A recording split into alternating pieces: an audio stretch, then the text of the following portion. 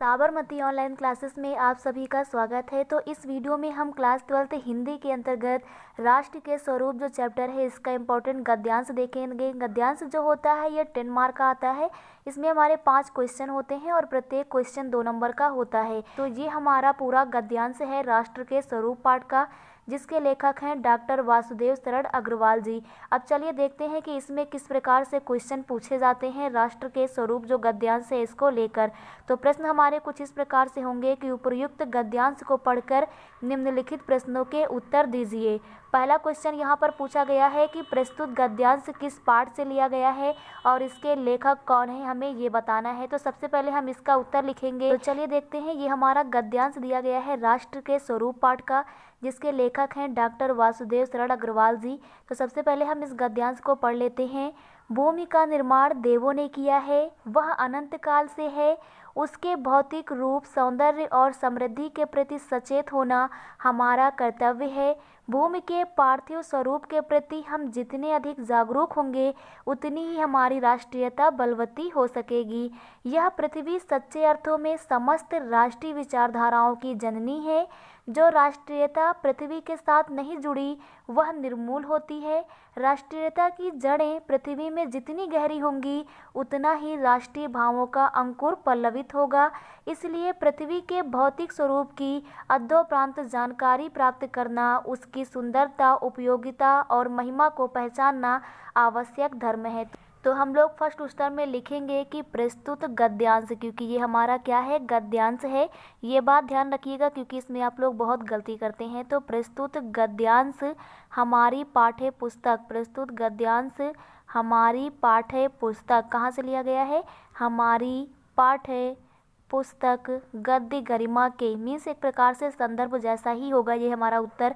प्रस्तुत गद्यांश हमारी पाठ्य पुस्तक गद्य गरिमा, कहाँ से, गद्य गरिमा से। तो गद्य गरिमा से राष्ट्र का स्वरूप हम लोग लिखेंगे, गद्य गरिमा से राष्ट्र का स्वरूप, राष्ट्र का स्वरूप। तो राष्ट्र का स्वरूप नामक पाठ से लिया गया है। तो राष्ट्र का स्वरूप नामक पाठ से लिया गया है। तो ये हम लोग लिखते हैं पाठ से लिया गया है, पाठ से लिया गया है।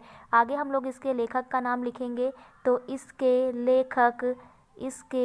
लेखक का नाम या इसके लेखक डायरेक्ट हम लोग लिख देंगे कि इसके लेखक वासुदेव शरण अग्रवाल जी हैं। कौन है, वासुदेव शरण अग्रवाल जी। तो इसके लेखक वासुदेव शरण अग्रवाल जी हैं। तो इस प्रकार से ये हमारा फर्स्ट आंसर हो जाता है, वासुदेव शरण अग्रवाल जी है। तो इस प्रकार से ये हमारा फर्स्ट आंसर हो जाएगा।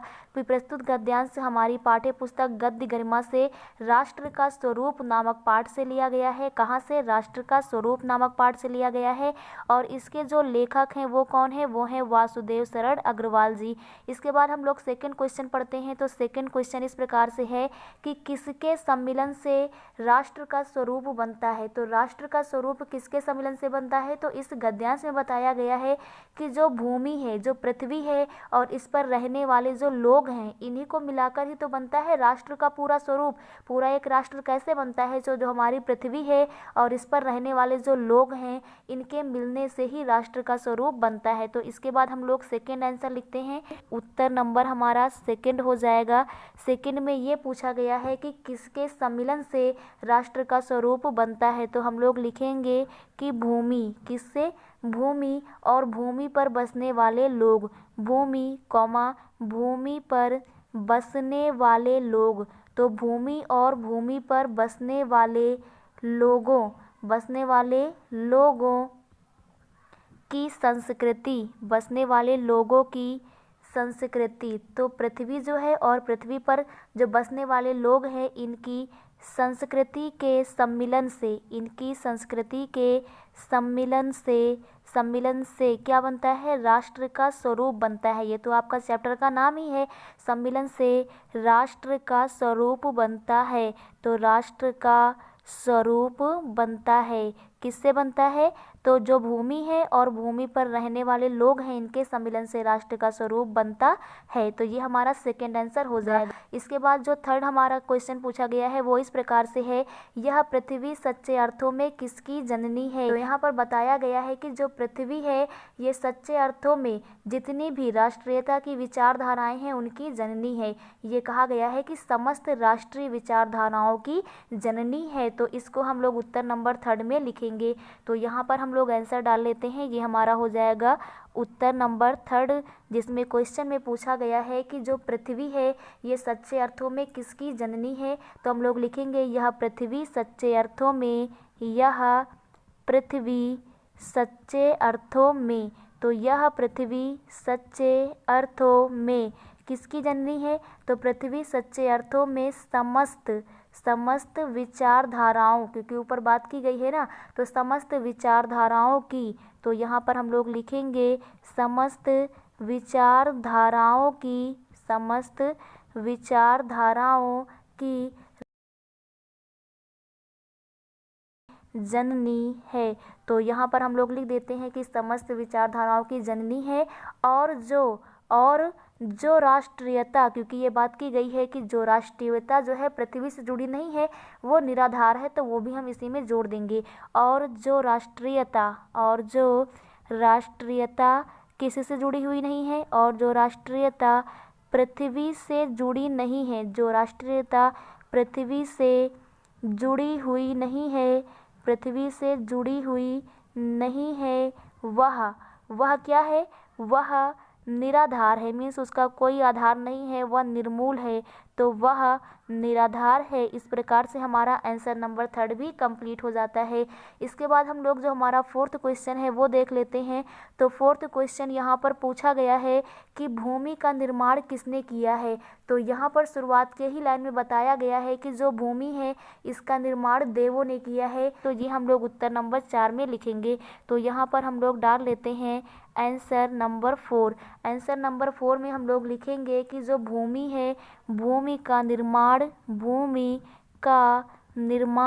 किसने किया है। भूमि का निर्माण देवताओं ने किया है। तो यहाँ पर हम लोग लिखते हैं कि भूमि का निर्माण देवताओं ने किया है। तो ये प्रश्न पूछा गया था, भूमि का निर्माण किसने किया है। भूमि का निर्माण देवताओं ने किया है। और जो पृथ्वी है, जो भूमि है, और भूमि अनंत काल से है। तो भूमि क्या है, अनंत काल से है। तो ये भी हम लोग लिख देते हैं, अनंत काल से है। तो इस प्रकार से हमारा जो क्वेश्चन नंबर 4 है ये भी कंप्लीट हो जाता है। अब हम लोग देखते हैं हमारा क्वेश्चन नंबर 5 क्या है। तो क्वेश्चन नंबर 5 है कि हमारी राष्ट्रीयता कैसे बलवती हो सकेगी। तो यहाँ पर गद्यांश में बताया गया है कि पृथ्वी के पार्थिव स्वरूप के प्रति हम जितने जागरूक होंगे उतनी ही हमारी राष्ट्रीयता बलवती हो सकेगी। तो यही हम लोग आंसर नंबर 5 में यहाँ पर लिखेंगे। तो यहाँ पर हम लोग लिखेंगे कि लेखक का मानना है, लेखक का मानना है कि, लेखक का मानना है कि, क्या मानना है लेखक का। लेखक का मानना है कि हम पृथ्वी के, हम भूमि के पार्थिव मतलब भौतिक। तो यहाँ पर हम लोग भौतिक लिख देंगे कि हम भूमि के भौतिक स्वरूप के प्रति, हम भूमि के भौतिक स्वरूप के प्रति जितना अधिक के प्रति, भौतिक स्वरूप के प्रति जितना अधिक जागरूक होंगे, जितना अधिक जागरूक होंगे, जितना अधिक क्या होंगे, जागरूक होंगे, जितना अधिक जागरूक होंगे, हमारी जो राष्ट्रीयता की भावना है, हमारी राष्ट्रीयता जो होगी, राष्ट्रीयता की जो भावना होगी, हमारी राष्ट्रीयता उतनी ही अधिक क्या होगी, उतनी ही अधिक बलवती होगी। तो ये यहाँ पर हम लोग लिख देते हैं, उतनी ही अधिक बलवती होगी। तो इस प्रकार से हमारे ये सभी पांचों जो आंसर है वो कंप्लीट हो जाते हैं। तो कुछ इस प्रकार से हमारे गद्यांश के प्रश्न पूछे गए थे। तो इस प्रकार से आप लोगों को क्लियर हो गया होगा कि इन गद्यांश का हम आंसर किस प्रकार से लिखते हैं। तो गद्यांश जो होता है हमारा 10 नंबर का होता है, 5 क्वेश्चन होते हैं और प्रत्येक जो क्वेश्चन होता है 2 मार्क का होता है और उन क्वेश्चन के आंसर हमें इसी में मिल जाते हैं। तो आप लोगों को दिए गए गद्यांश का आंसर लिखना क्लियर हो गया होगा। Thank you.